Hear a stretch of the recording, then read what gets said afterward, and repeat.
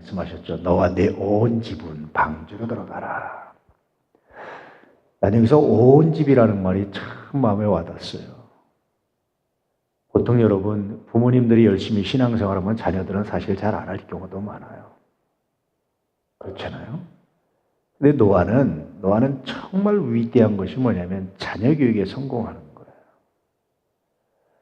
정말 위대합니다. 물론 그렇다고 그 자녀들이 완벽하진 않아요. 특히 둘째 아들 함, 이 둘째들이 좀 문제인데 그럴 때는 여기 둘째 계시면 양해 바랍니다. 여러분은 안 그렇습니다. 둘째 아들 함보다 그 함의 아들 가나안이 문제예요. 손자가 문제였어요.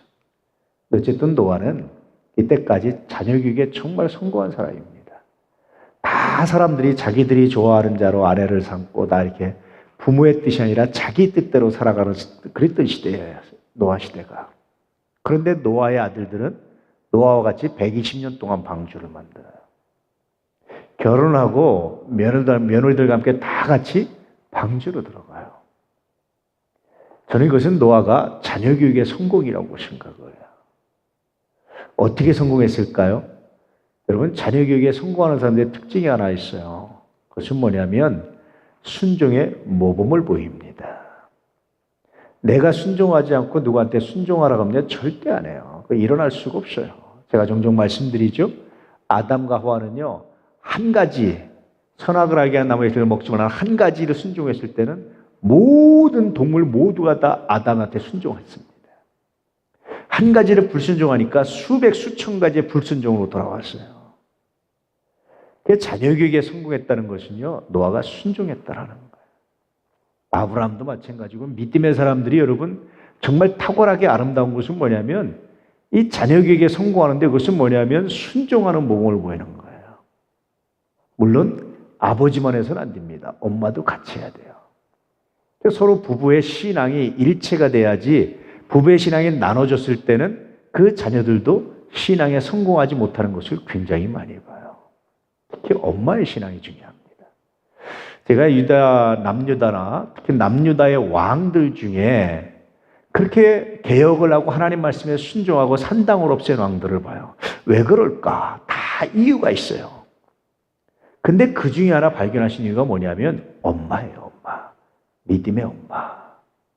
늘 말씀드렸지만 유대인들은 엄마가 유대인이면 아빠가 이방인이라도 유대인 취급을 해요, 그 자녀를. 근데 엄마가 이방인이면 아빠가 유대인이라도 그 자녀를 이방인 취급합니다.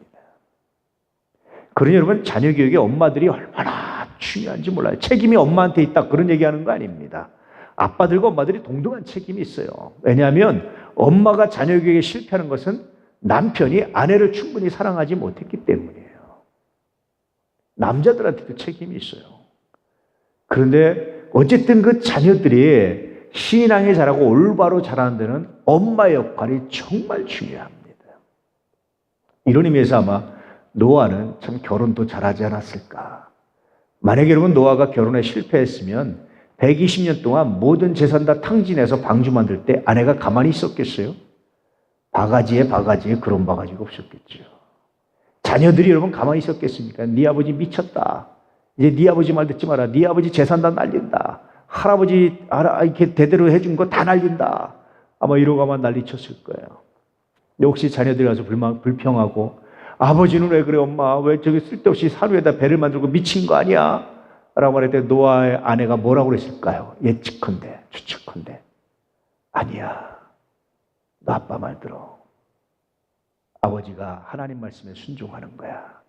아마 수도 없이 다독거렸을 거예요. 보니까 엄마들의 치맛자락은 참 넓어요. 다 쓸어담고 다듬고 다듬는 거예요. 다듬어지는 거죠. 그러니 노아가 이 일을 했지 만약에 아내가 뒤에서 틀었으면 제 아무리 영웅이라도 못합니다. 혼자 예수 잘 믿고 혼자 하나님 잘 믿고 사랑을 하지만 온 가족들 끌고는 못 가요. 대신 노아는 또 아마 철저하게 아내를 사랑하고 아내를 섬기는 그런 모습을 보이지 않았을까라고 이제 다른 것과 비교해서 이렇게 생각을 하고 해석할 수 있습니다. 어쨌든 온 집이 이 말이 참 좋아요. 온 집이 예수 믿고 온 집이 찬양하고 온 집이 얼마나 아름답고 얼마나 좋아요. 여러분에게도 이런 복이 있기를 주의 이름으로 축복합니다. 집이 참 아름답잖아요. 그러기 위해서 여러분 신앙의 모범을 보이고 신앙의 열정을 낳을 수 있기를 축복합니다. 신앙은요 늘 위기가 있어요. 위기 없이 신앙이 자라가는 일은 별로 없어요. 늘 위기가 와요. 야, 이때 한번 예배 내가 안 드리고 할 수 있다. 예배 안 드려도 되지 않을까라는 위기가 와요. 그런데 여러분 그때가 위기이면서 기회입니다. 그때 그럼에도 불구하고 예배 드릴 때요. 뭘 그래? 왜 그래? 그렇게까지 해야 돼라고 말하지만 사실은 그 안에 뭐가 있는 줄 아세요? 그래, 네 믿음이 진짜다라는 생각을 하는 거예요. 부모님 믿음이 진짜입니다. 당신 믿음이 진짜요. 근데 자기들과 함께 이렇게 어울려 주잖아요. 신나서 얘기하지만 속으로 불신해요. 당신 믿음은 믿을 게 못 돼. 그밖에 안 돼. 라는 생각을 해요. 거짓말인 것 같죠? 제가 여러 번 경험했어요. 그런 때들은. 심지어 부부간에도요. 그래서 저한테 와서 얘기를 하세요. 굉장히 믿음이 좋은 것처럼 보이시잖아요. 부부 중에 한 분이. 근데 한 분이 저한테 얘기하세요. 가짜입니다, 믿음. 처음에 이런 일 듣고 굉장히 충격받았어요. 젊은 시절에는. 어떻게 그렇게 말할 수 있을까? 물론 이제 저를 믿고 말했기 때문에 제가 누군지는 얘기를 안 하지만 그래요. 처음에 굉장히 놀랐어요. 근데 시간이 지나면서 내가 알아지는 게 있었어요. 서로 보는구나. 서로 판단하는구나. 근데 특히 누가 하냐면 신앙이 연약한 자가 성장한 자를 봐요. 왜냐하면 나는 신앙이 원래 부족해서 이래. 근데 당신은 신앙이 좋잖아. 근데 신앙이 좋은 사람이 흔들리고 하잖아요. 자기 말 들어서 이렇게 주일 성수하라고 막 하잖아요. 그럼 굉장히 좋아하고 신나하는데 근데 속으로는요. 안 믿더라니까요. 제가 여러 번 봤어요. 그런 거. 여러분 겉으로 좋은 게 아닙니다. 정말 속으로 존경할 수 있는 그런 믿음을 간직할 수 있기를 축복합니다. 노아는 아마 그러지 않았을까 그런 생각이 들어요. 그래서 내 온 집은 방주로 들어가라. 태바로 들어가라. 이 세대에서 내가 내 앞에서 의로움을 내가 보았다. 지금 또 하나 재밌는 말씀이 이 세대에서라는 말이에요. 노아는 완전한 의인이 아니었어요. 의인은 없나니 하나도 없다라고 말씀하시죠. 완전한 의인은 아무도 없어요. 근데 당대에 이 세대에 노아만한 사람이 없었더라. 하나님 그렇게 비교급으로 말씀하셨어요. 이 세대에서 노아만한 사람이 없다. 다시 말하면 노아가 이 세대에 악을 본받지 않았다. 그렇게 말씀하시는 거죠. 여러분 이 세대의 악이 뭘까요? 이쯤에서 우리가 로마서 말씀을 읽어볼까요? 시작. 이 세대를 본받지 말래요. 이 말은 말하면 이 시대의 악을 본받지 말라는 거예요.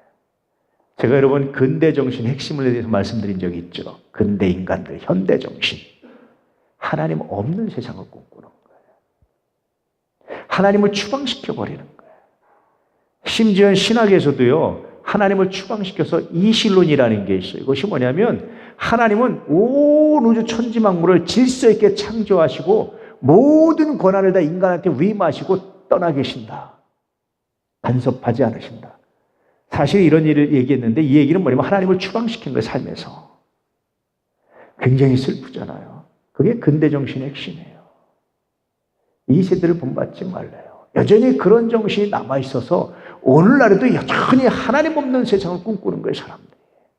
하나님 없이 행복하고 하나님 없이 잘 살고 하나님 없이 건강하면 되고 하나님 없이 내가 이렇게 잘 살면 될 것처럼 생각되는 하나님 없이 즐기는 삶을 추구하는 거예요. 그런데 여러분 이 세대를 본받지 말랍니다. 하나님 없이 만족하고 하나님 없이 살아가려고 하는 삶을 본받지 말랍니다. 다시 말하면 이 세대를 본받지 않냐고 여전히 하나님을 믿는 그 믿음 안에 살아갈 때 윤리적인 의의가 아니라 이 믿음으로써 의롭다라고 칭함받는 거예요. 하나님이 노아에게 이렇게 말씀하시죠. 이 세대에서 내가 내 앞에 의로움을 내가 보았다. 이 세대에서요. 네가 이 세대를 본받지 않았다. 어떤 세대라고 그러십니까? 자기들이 좋아하는 자로 아내를 삼고 그러면서 신앙도 떠나고 다 떠나는 거야. 하나님 없는 삶을 추구하는 거야. 그리고 그의 자녀들이 어떻게 됐다고 그랬습니까? 마치 누구처럼? 네피림처럼 전쟁의 영웅이 되었어요. 세상적으로 엄청난 성공을 얻었어요. 부럽지 않겠어요? 여러분, 하나님을 떠나 살고 예배도 안 드리고 떠나 사는데 사업도 잘 되고 세상적으로 잘 되고 여러분 영웅 취급받는다고 생각해 보세요. 야, 교회 안 다니니까 예수 안 믿으니까 내가 이렇게 자유롭고 이렇게 내가 세상에 성공하고 영웅 취급받고, 그것도 오늘날처럼 여러분 8, 90, 90, 100 살고 죽는 게 아니라 800년, 900년을 살고 죽는다고 생각해 보세요. 죽는다는 생각을 하고 살았겠어요? 8, 900년 사는데 아마 죽는다는 생각 안 하고 살았을 거예요. 영원히 이대로 아마 그러고 살았을 거예요. 그런 시대의 노아는 그렇게 하지 않았다는 거예요. 세상적인 성공이나 세상적인 부가 아니라 하나님 말씀에 순종했다는 거예요. 자기가 좋아하는 자로 아내를 삼은 것이 아니라 하나님 말씀을 담고 있는 하나님 말씀에 순종하는 여인을 택했다라는 거예요. 이런 것들을 의미하는 겁니다. 정말 놀랍잖아요. 그래서 여러분, 비로소 그랬기 때문에 새 아들에게 불평했을 수 있잖아요. 쓸어 담고 다시 아버지에게로 순종하게 하고 120년 동안 방주를 맡는 일을 섬기게 하고 돕게 하고. 놀랍잖아요. 여러분이 이 시대를 본받지 않는 은혜가 있기를 축복합니다. 이 시대를 본받으면 망해요. 이 시대의 가치가 아니라 믿음의 가치로, 신화의 가치로 살아가는 은혜가 있기를 축복합니다. 이 시대가 우리에게 주는 문명의 유익들이 있죠. 그런 것도 우리가 누릴 수 있어야 됩니다. 그런데 여러분, 이 시대가 갖고 있는 가치관, 하나님 없는 삶을 추구하는 이 가치관, 이것은 철저하게 여러분 버리고 오직 하나님 안에서 살아가는 은혜의 삶이 되시기를 주의 이름으로 축복합니다. 할렐루야. 얼마나 귀하고 아름다운지 생각할수록 정말 감동이고 은혜죠. 노아의 믿음에 대한 평가를 한번 보도록 할까요? 제가 한번 읽어볼까요? 시작.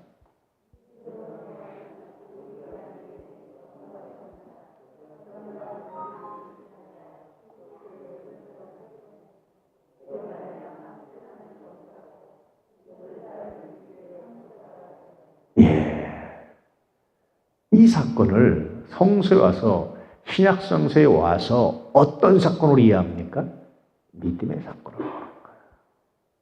믿음으로 노아는 아직 보이지 않는 일, 아직 홍수가 나지 않았어요. 근데 하나님 말씀을 믿고 산 위에 배를 만들고 120년 동안 만들고 하나님의 경고하심을 받고 경외함으로 장지를 준비하고 그 집을 구원하였으니 이 사건을 믿음의 사건으로 보는 거예요. 노아의 의로움은 어디서 나오느냐? 믿음으로써 의로워지는 거예요. 우리는 늘 윤리적인 의를 생각합니다. 그래서 어떻게 이렇게 윤리적으로 완벽하고 의로운 사람이 술 취할 수 있느냐, 범죄할 수 있냐라고 생각하잖아요.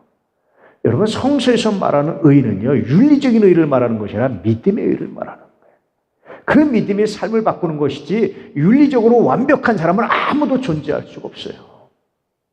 노아도 여전히 윤리적으로는 부족해요. 그런데 노아가 하나님 말씀에 순종하고자 하는 열정, 그 시대를 본받지 아니하고 하나님 말씀에 따르고자 하는 열정, 그 시대 사람들처럼 하지 아니하고 그 시대 사람들처럼 성공을 향해 나가지 아니하고 하나님 말씀을 따랐던 그 열정, 그 믿음, 그것이 노아 가정을 구원했다라고 말씀하고 있는 거예요. 여러분, 그 믿음이 있습니까? 세상적 성공보다 다시 하나님 말씀으로 돌아오는 은혜가 있기를 축복합니다. 창세기를 다시 오면서 계속해서 던져지는 메시지가 그겁니다. 세속적인 성공이 아니라 하나님 말씀으로. 할렐루야. 세상에서 유명해지고 성공하는 것이 아니라 하나님 말씀으로 끊임없이 우리에게 메시지를 던지고 있어요. 여기서 벗어났을 때, 그리고 하나님 말씀이라 철저히 세속적인 성공을 향해 나갈 때 하나님의 심판이 있을 수밖에 없다는 사실을 끊임없이 우리에게 던져주고 있어요. 여러분, 말씀에 순종하십시오. 하나님 말씀에 순종하고 살아가서 세상적으로 좀 덜 유명해질 수 있지만 그런 얼마나 위대한 일이 일어나는지를 노아 사건을 통해서 다시 한번 우리가 알 수 있잖아요.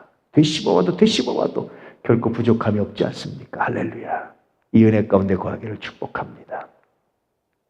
자, 3절 말씀에 보니까 공중의 새도 암수 7씩을 데려와 그 씨를 온 지면에 유전하게 하라, 이렇게 말씀하시죠.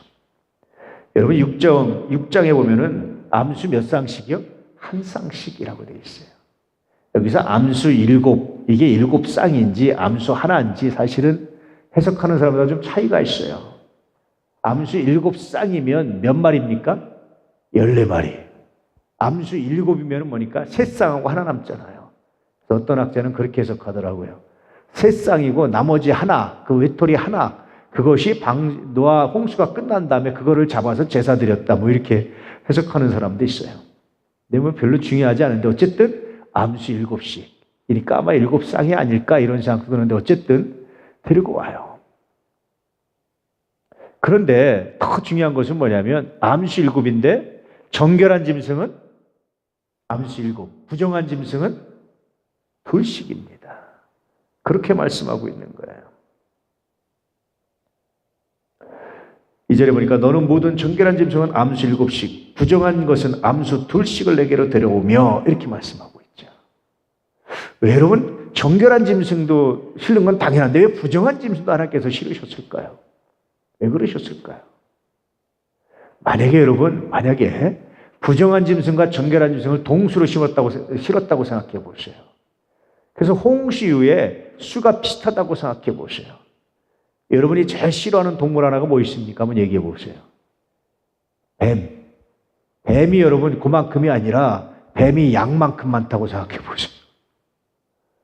뱀이 주변에 그만큼 많다고 생각해 보세요. 어떻게 되겠어요? 하나님이요, 정결한 짐승 7에 부정한 짐승을 7대2로 준비하셨어요.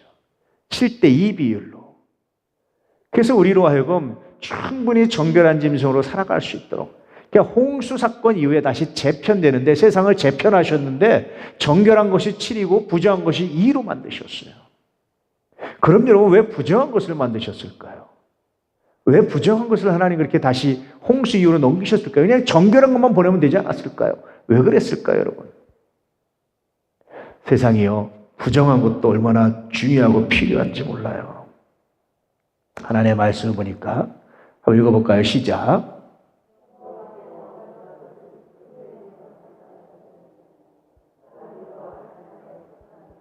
악인도 악한 날에 쓰임받기 위해서.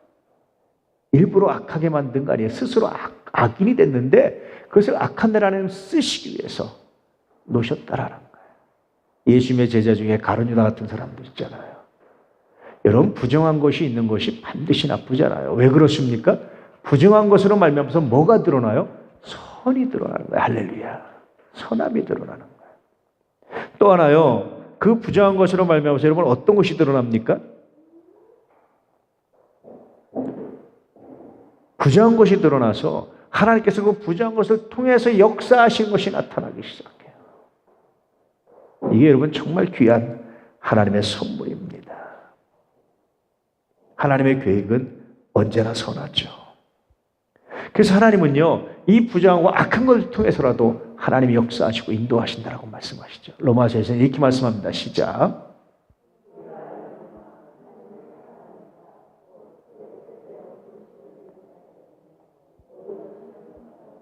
네. 모든 것 안에 뭐도 있습니까? 정한 것, 부정한 것, 좋은 것, 나쁜 것, 성공과 실패 모두가 들어있어요. 선과 악도 들어있어요. 심지어 하나님은 악조차도 선용하셔서 하나님의 부르신 자들, 하나님의 자녀들에게 선함을 바꾸시고 선한 열매가 되게 하시는 놀라운 은혜를 주신다라고 말씀하시는 거예요.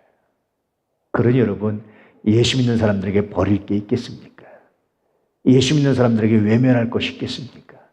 그저 그 앞에서 조용히 무릎 꿇고 감사하면서 하나님이 이 슬픔을 어떻게 기쁨으로 바꿔가시는지, 이 아픔을 어떻게 은혜로 바꿔가시는지, 이 실패를 어떻게 아름다운 열매로 바꿔가시는지 내가 기대합니다. 그렇게 바라보는 것이 우리가 바라봐야 될 정말 중요한 가치가 아닐까, 예수 믿는 가치가 아닐까, 그런 생각입니다. 이것이 오늘 말씀에 정결한 짐승, 부정한 짐승이 주는 또 하나의 큰 은혜가 아닐까라는 생각이 들죠. 어쨌든 그 이후에 40주야를 40일 밤낮을 여러분 비가 내려서 땅에 물이 쏟아집니다. 그때 당연히 하늘에서만 쏟아진 것이 아니라 밑에 샘물도 터져나와요. 이렇게 욥기에 보면은 바다에 샘물이 있다라고 기록되어 있거든요. 물론 여러분 잠언서에도 바다에 샘물이 있다라고 기록되어 있어요. 근데요, 여러분 이것이요, 이게 단순한 것 같은데 바다에 샘이 있다라는 것을 인간이 발견한 게 언제인 줄 아세요? 근대 이후에 인간이 바다를 탐험하면서 바닷속 해저를 타면서 비로소 발견한 게 진짜 바다에 샘이 있네라고 생각했어요. 그전에는 바다에 샘이 없다고 생각을 했어요.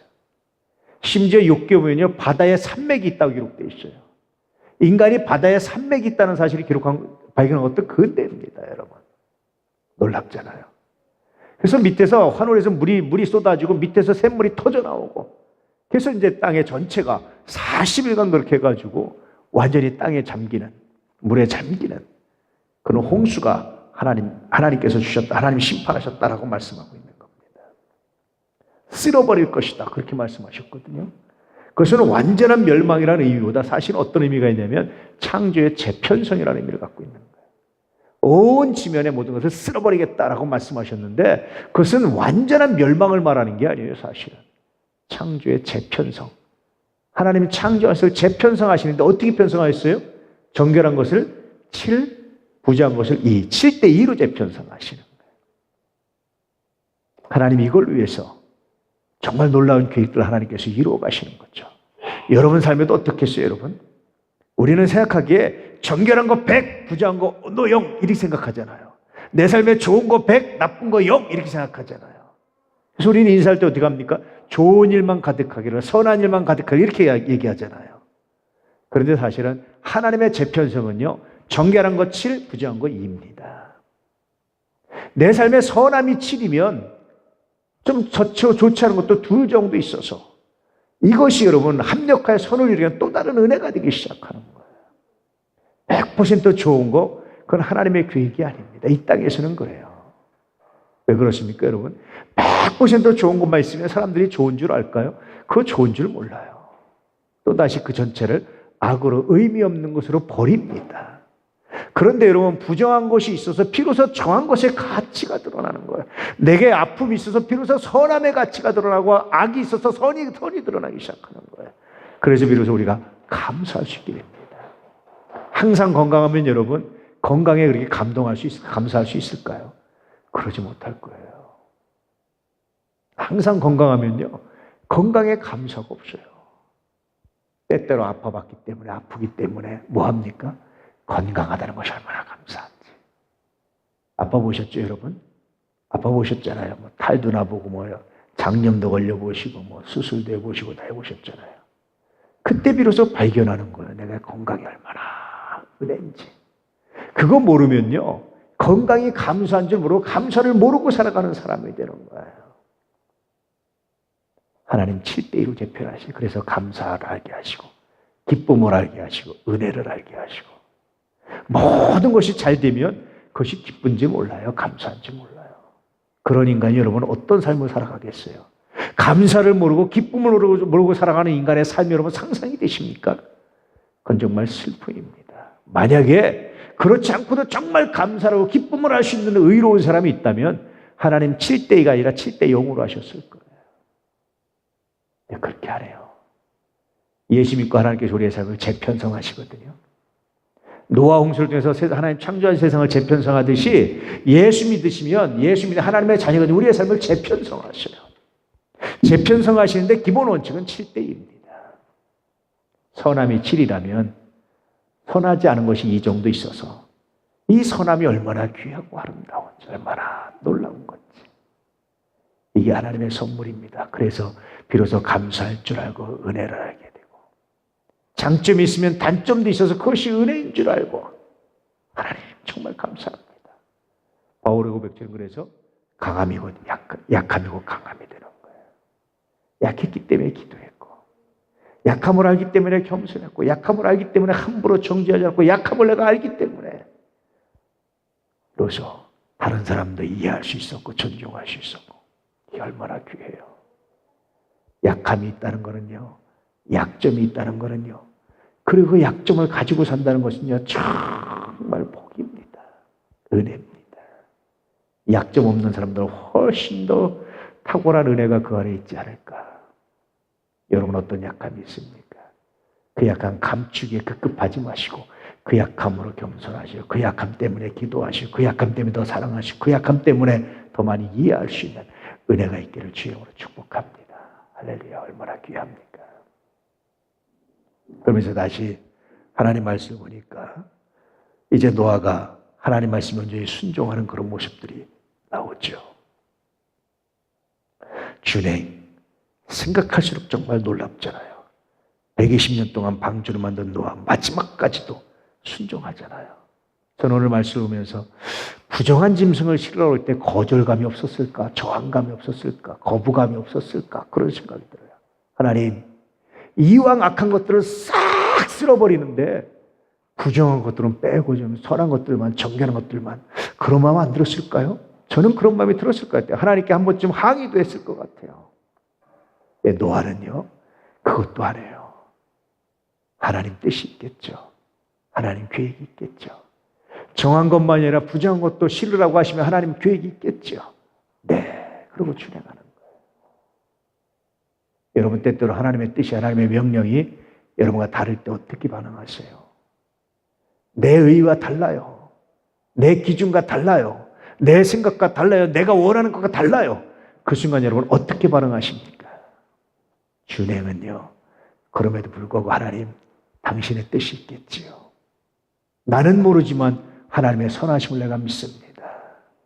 노아는 이 고백을 가지고 준행했다라는 것을 말하는 겁니다. 할렐루야. 하나님의 선하심을 믿고 신뢰하시는 은혜가 있기를 주의 이름으로 축복합니다. 자, 오늘 말씀에 메시지 읽어볼까? 1번 시작.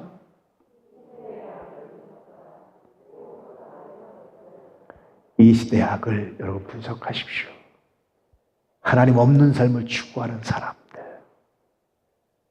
하나님 없는 삶을 추구해요. 정말 불쌍하고 마음이 아프잖아요. 이것을 구별하시고 그 악에서는 구별된 삶을 사시길 축복합니다. 그게 거룩함입니다. 하나님 있는 삶을 살아가십시오. 어떤 순간에서도 하나님이 나와 함께 하십니다. 이 믿음을 가지고 살아갈 수 있기를 축복합니다. 할렐루야. 두 번째,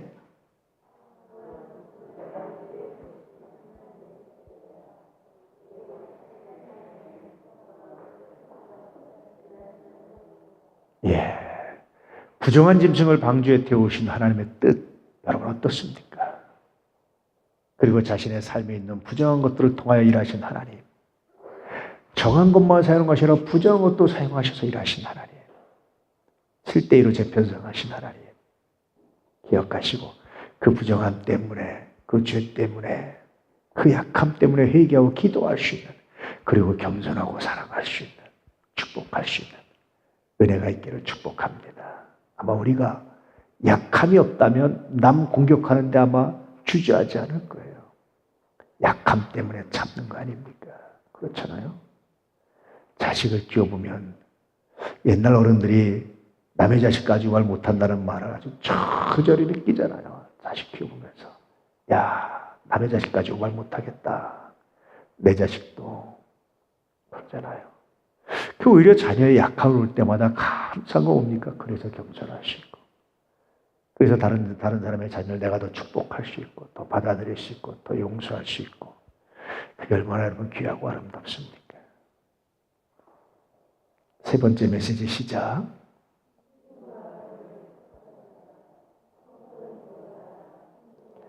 이건 여러분 수백 번을 말해도 부족함이 없어요. 준행, 다른 말로 순종입니다. 현대정신 중에 또 하나는요, 순종을 동의로 바꿔버렸어요. 동의는 뭐라고 그랬습니까? 나도 그렇게 생각하는 거예요. 순종은 뭡니까? 나는 그렇게 생각하지 않지만 당신의 뜻이라면. 이게 순종이에요. 근데 현대정신은요, 하나님 없는 삶, 하나님을 추방시킨 현대인들의 정신세계에서는 순종이 아니라 동의를 더 중시 여깁니다. 동의를 더 중시 여겨요. 그래서 신앙의 순종도 동의로 착각을 해요. 나도 그렇게 생각하고 내가 동의해야지만 옳다라고 생각을 해요. 준행은 그렇지 않아요. 아까도 말씀드렸지만 부정한 짐승을 태우러 올 때 노아는 거절감이 없었을까요? 아마 있었을 겁니다. 근데 노아는 동의가 아니라 순종을 택해요. 여러분 어떻습니까? 성서는 동의가 아니라 순종에 대해서 명령하지 동의하라고 명령하지 않으세요. 내 뜻과 다를 때 찬스입니다. 순종할 수 있는. 내 생각과 다를 때 순종할 수 있는 찬스입니다. 내 의와 다를 때 순종할 수 있는 찬스입니다. 내게 막 감동이 밀려고 은혜가 밀릴 때 누구든지 다 순종할 수 있어요. 근데 그러지 않을 때 순종할 수 있는 찬스입니다. 그렇게 순종하셔서 노아처럼 온 집이 구원받는 주 예수를 믿으라 그러면 너와 네 집이 구원 얻으리라. 온 집이 예수 믿고 구원받고 하나님의 백성으로 살아가는 거룩한 은혜가 여러분 삶 속에 가득하기를 진실로 축복합니다. 요즘에 특별히 새벽 기도하면서 물론 여전히 나오는 분들만 나오세요.